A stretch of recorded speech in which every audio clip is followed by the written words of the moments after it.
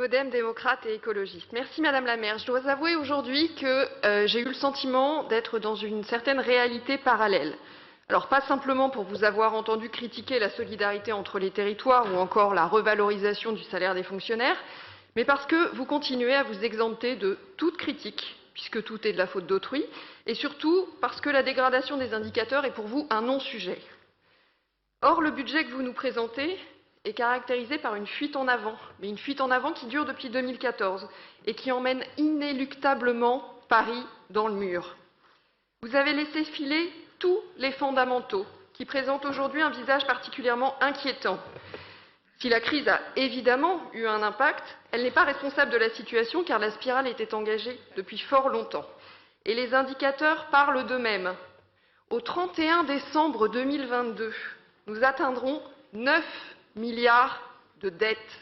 Et cette trajectoire était prévue dès 2014.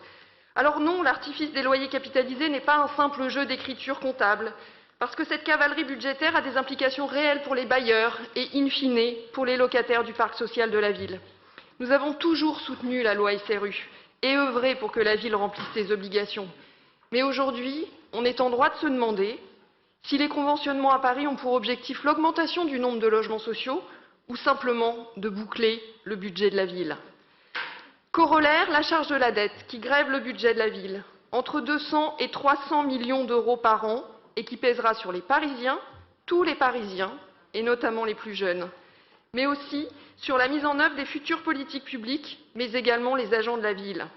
En l'absence de réforme de structure, les augmentations d'impôts, après les augmentations de taxes qui ont caractérisé votre premier mandat, sont inéluctables. Alors cette dégradation des fondamentaux n'est pas la conséquence de la crise, quoi que vous en disiez, c'est la conséquence de la fuite en avant que nous dénonçons depuis 2014. Car les marges de manœuvre étaient obérées bien avant la crise, elles sont désormais inexistantes. Ce budget, et quoi que vous en disiez, est également marqué par l'insincérité.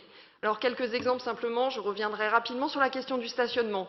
Depuis la privatisation du stationnement, chaque année, vous surestimez de plus de 100 millions d'euros les recettes de stationnement, et cette année ne fait pas exception, avec un caractère encore plus grossier, puisque le décalage de l'entrée en vigueur du stationnement payant des 2 roues motorisées a été décalé de 8 mois et n'est même pas pris en compte. Autre sujet, Autolib 2022 verra le résultat de la procédure en cours, mais évidemment, pas besoin de provisionner, alors que, rappelons-le, l'ancien opérateur réclame 235 millions d'euros. Et puis la taxe de séjour, évidemment surestimée au regard des perspectives de tourisme. On ne retrouvera pas le niveau de 2019 et d'ailleurs, ça n'est pas souhaitable. En tant que centristes, nous sommes profondément attachés à l'orthodoxie budgétaire, mais nous sommes encore plus attachés à la ville, à la qualité du service rendu aux Parisiens, à leur cadre de vie. Et quand on n'a ni l'orthodoxie budgétaire, ni l'efficacité de l'action publique, c'est la double peine. Vous nous proposez des autorisations d'emprunt pour plus de 900 millions d'euros. Mais pourquoi faire? En l'absence de débat sur le PIM, comment se prononcer sur un tel emprunt à la veille d'une augmentation des taux d'intérêt? Et puis le budget que vous nous présentez n'est absolument pas résilient. Non, on ne peut pas continuer comme avant, faire comme si on n'avait rien appris de la crise. Il est urgent de réduire nos dépendances liées à des recettes trop fluctuantes, prioriser, restructurer les dépenses. Pardon d'avoir refait une proposition relativement simple et accessible en demandant de caper les DMTO à 1 milliard d'euros, soit le niveau de 2015, et de consacrer le surplus au désendettement de la ville. Les DMTO constituent une recette ô combien malsaine qui surfe sur l'augmentation de l'immobilier et ont rendu la ville spéculo-dépendante. Depuis cette date, depuis 2015, les dépenses n'ont cessé de filer et les DMTO augmenter. Nous avons fait des propositions pour diminuer les dépenses, les prioriser, œuvrer contre le surendettement de la ville, avec des fins de non-recevoir. Aujourd'hui, notre inquiétude est immense pour les Parisiens, pour les services publics de la ville, pour l'accueil des JO.